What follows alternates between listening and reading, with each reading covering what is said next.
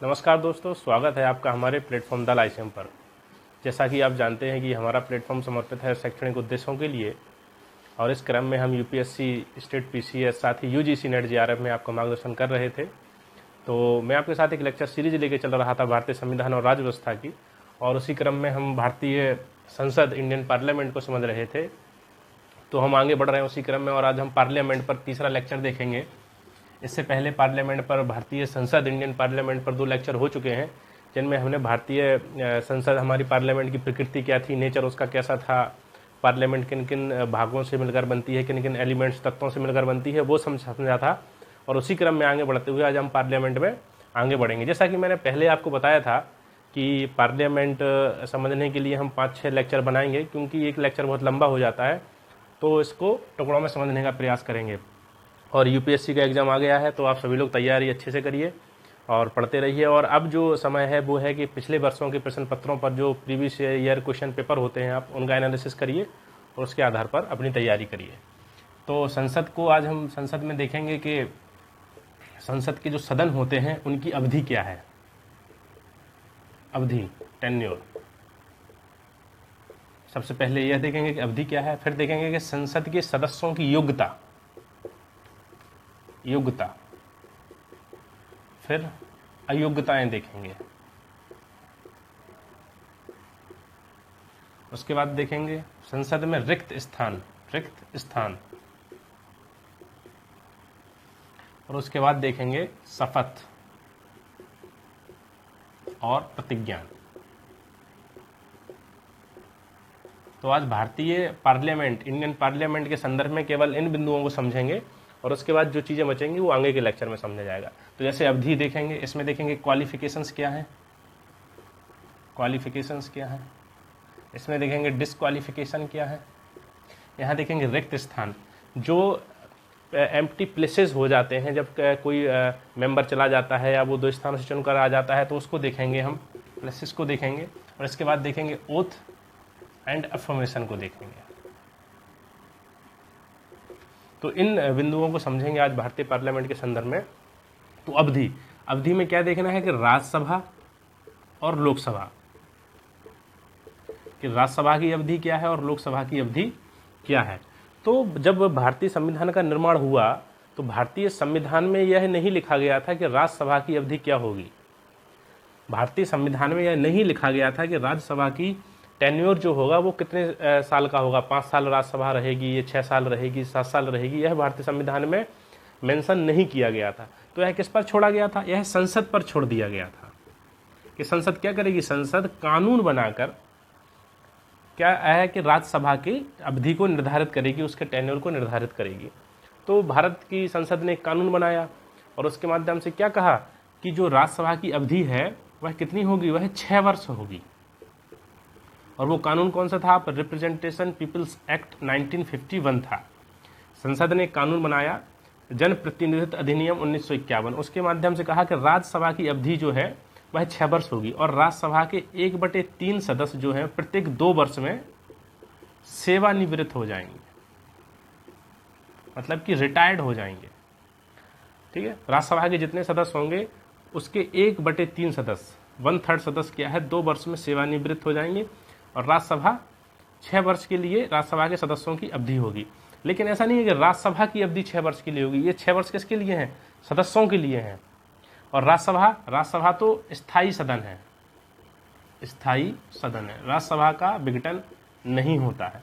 तो राज्यसभा के सदस्यों की अवधि 6 वर्ष है, और उस 6 वर्ष जो इतने भी सदस्य चुने गए हैं उसके 1/3 2 वर्ष में सेवानिवृत्त हो जाएंगे। तो जब पहली बार 1952 में राज्यसभा के लिए चुनाव हुए तो यह शक्ति राष्ट्रपति को दे दी गई कि वो क्या करे कि 2 वर्ष बाद 1/3 सदस्यों को सेवानिवृत्त कर दे समय से पूर्व। और उस प्रकार चक्र बनाने के लिए क्या किया गया कि 1/3 सदस्यों को, थोड़ा सा समझिए कि पहली बार जब 1952 में पहली राज्यसभा बनी तो राज्यसभा में जो भी सदस्य थे और 6 वर्ष था, लेकिन फिर है कि 1/3 2 वर्ष में जाना है, तो क्या किया गया, ऐसा अधिनियम में लिख दिया गया कि राष्ट्रपति को शक्ति दी गई है कि वो 1/3 सदस्यों को 2 वर्ष बाद ही हटा दे, और इस प्रकार एक चक्र का निर्माण हो जाए, और फिर वो राज्यसभा के संदर्भ में वो चक्र चलता रहे।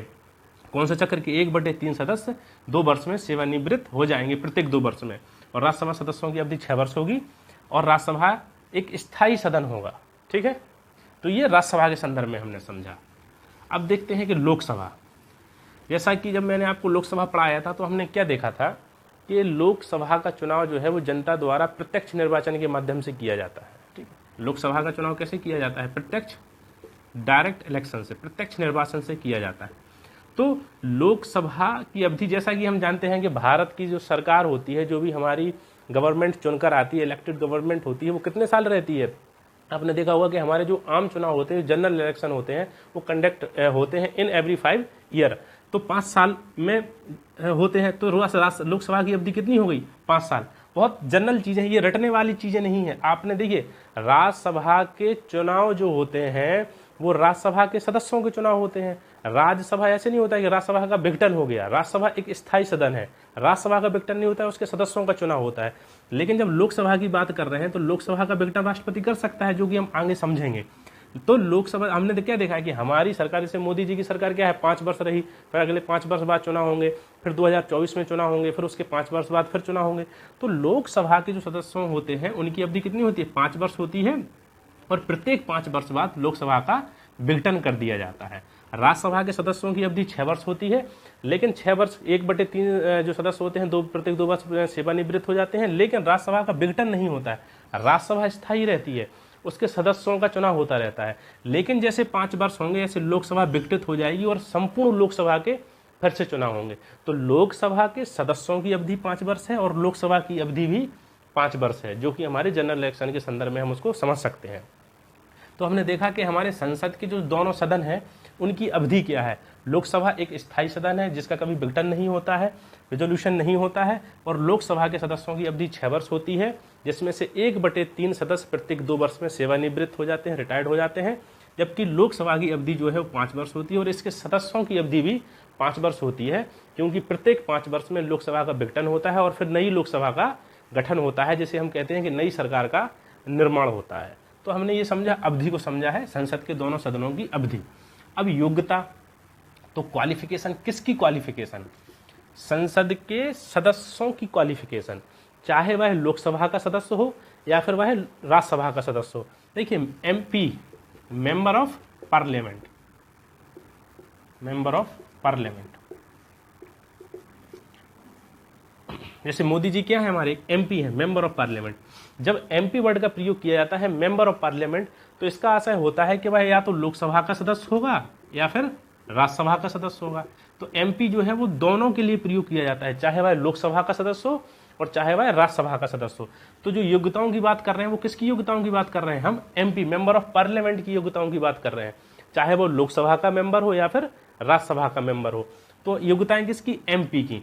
और जो राज्य की जो विधानमंडल होती है, आप लेजिस्लेटिव असेंबली ऑफ स्टेट होती है, उसको क्या कहते हैं? MLA कहा जाता है उसके सदस्यों को। MLA member of legislative assembly, member of legislative assembly. जो सांसद होता है उसको MP कहते हैं, उसका मतलब होता है मेंबर ऑफ पार्लियामेंट। जो आपका विधायक होता है उसको MLA कहते हैं, मेंबर ऑफ लेजिस्लेटिव असेंबली, ये विधायक कहलाता है। और जिन राज्यों में लेजिस्लेटिव काउंसिल होती है, अर्थात विधान परिषद होती है, इन सबको हम अभी आगे समझेंगे। जिन राज्यों में विधान परिषद होती है तो विधान परिषद के सदस्यों को कहा जाता है MLC, member of legislative council. ठीक है, तो हम क्या देख रहे हैं कि योग्यताएं, किसकी योग्यताएं देख रहे हैं? संसद के सदस्यों की योग्यताएं, member of qualifications of the member of the parliament, even he is the member of the Rajya Sabha और even he is the member of the Lok Sabha. तो हम देखते हैं कि क्या योग्यताएं होनी चाहिए संसद के सदस्यों की। तो देखते हैं 2 प्रकार की योग्यताएं बताई गई हैं। एक तो जिनका उल्लेख संविधान में किया गया है, some qualifications are mentioned in the constitutions, और कुछ योग्यताएं ऐसी हैं जिनका उल्लेख कहाँ किया गया है? RPA act 1951। इसका मतलब है रिप्रेजेंटेशन ऑफ पीपल एक्ट्स, जिसे जन प्रतिनिधित्व अधिनियम 1951 कहते हैं। तो भारतीय संविधान में क्या लिखा है कि भारत का नागरिक होना चाहिए, पहली योग्यता, भारत का नागरिक होना चाहिए, सिटीजन ऑफ इंडिया। फिर उसके बाद है कि आयु, कि राज्यसभा के सदस्य के लिए आयु आपकी 30 वर्ष होनी चाहिए और लोकसभा के लिए 25 वर्ष होनी चाहिए।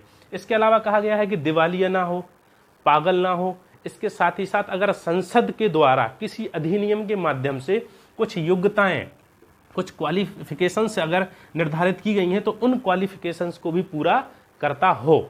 ठीक है, ये किस में कहा गया है? इनका उल्लेख संविधान में किया गया है। देखिए, मैं पहले भी आपसे कह चुका हूँ, फिर कह रहा हूँ कि जब यूपीएससी के आप पिछले वर्षों के प्रश्न पत्रों को हल करेंगे तो आप पाएंगे कि वहाँ प्रश्नों की प्रकृति कुछ अलग तरीके से है।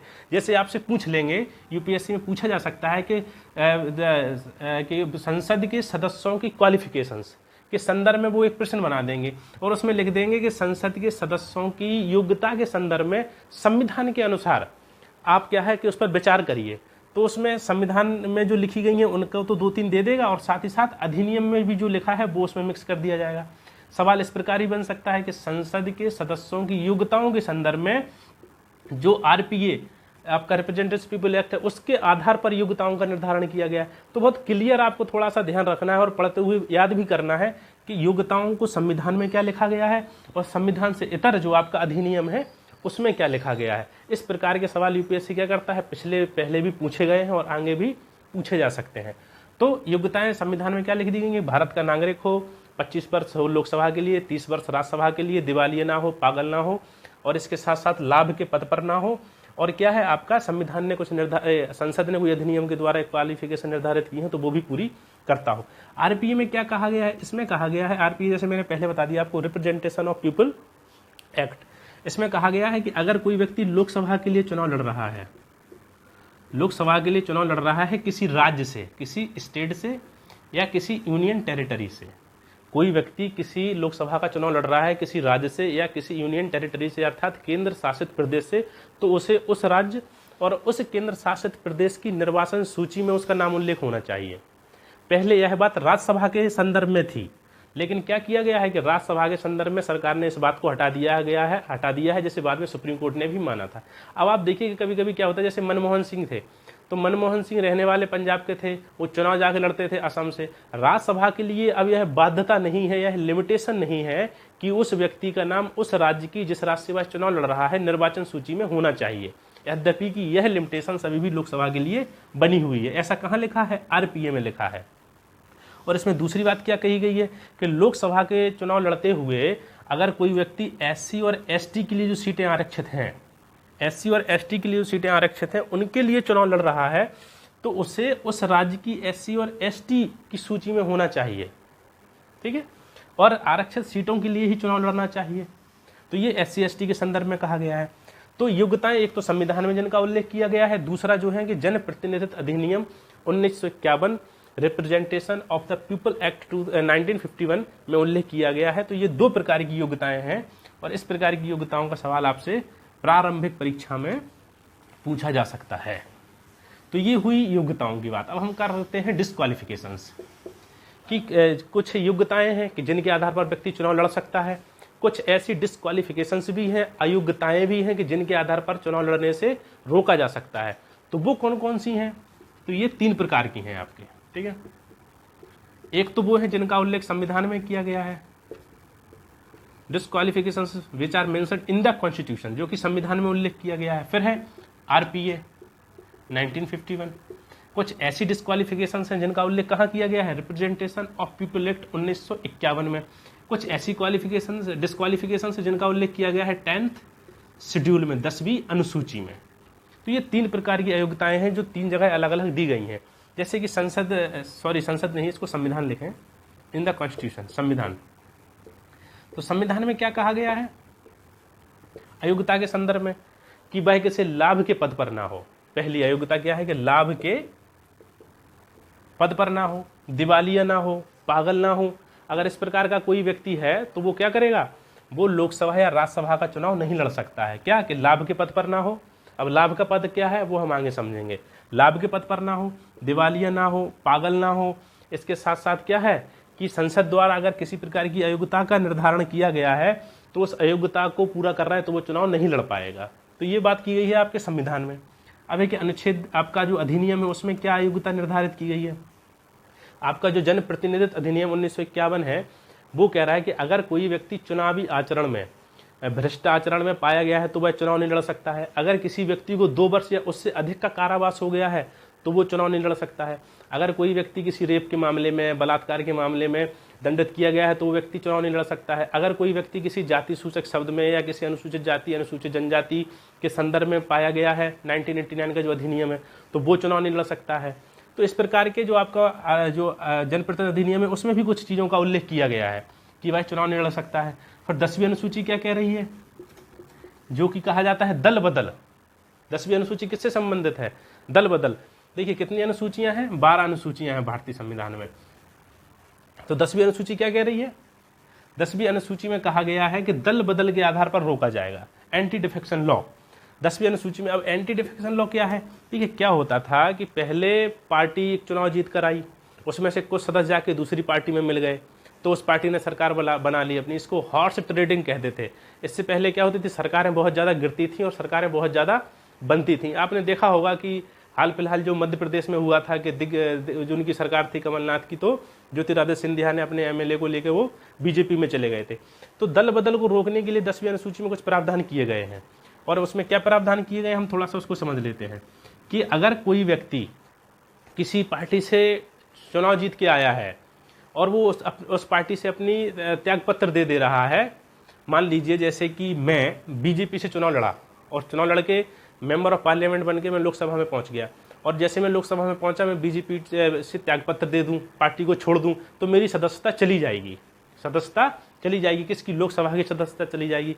अगर राज्यसभा का कोई व्यक्ति इसी प्रकार का कार्य करता है तो उसकी सदस्यता चली जाएगी। इसका मतलब क्या हुआ कि यदि कोई व्यक्ति किसी पार्टी से उसके चुनाव चिन्ह पर चुनाव जीत के आता है और चुनाव जीतने के बाद वह उस पार्टी से त्यागपत्र दे देता है तो उसकी सदस्यता चली जाएगी। तो एक तो ये है कि इस प्रकार से सदस्यता चली जाएगी। दूसरा क्या है कि मान लीजिए मैं बीजेपी से चुनाव जीत कर आया और चुनाव जीतने के बाद जाके मैं कांग्रेस में शामिल हो गया, तो मेरी जो है सदस्यता लोकसभा की या राज्यसभा की जिस सदन का मेंबर हूं, मेरी सदस्यता चली जाएगी। फिर क्या है, निर्दलीय सदस्यों के संदर्भ में है। निर्दलीय, अगर कोई व्यक्ति निर्दलीय चुनाव जीत कर आया है, मतलब कि किसी पार्टी के टिकट पर खड़ा नहीं हुआ था, वह निर्दलीय खड़ा हुआ था और चुनाव जीता है, अगर ऐसा व्यक्ति किसी पार्टी में शामिल हो जाता है तो उस व्यक्ति की संसद की दोनों सदनों में से जिस सदन का वह सदस्य है उसकी सदस्यता चली जाएगी। फिर इसमें क्या लिखा हुआ है, अगला इसमें यह लिखा हुआ है कि ऐसे व्यक्ति होते हैं जो मनोनीत होते हैं। देखा होगा आपने कि राष्ट्रपति क्या करता है कि 12 सदस्यों को करता है आपका राज्यसभा में, एंग्लो इंडियंस को करता है, जो कि अब समाप्त कर दिया गया।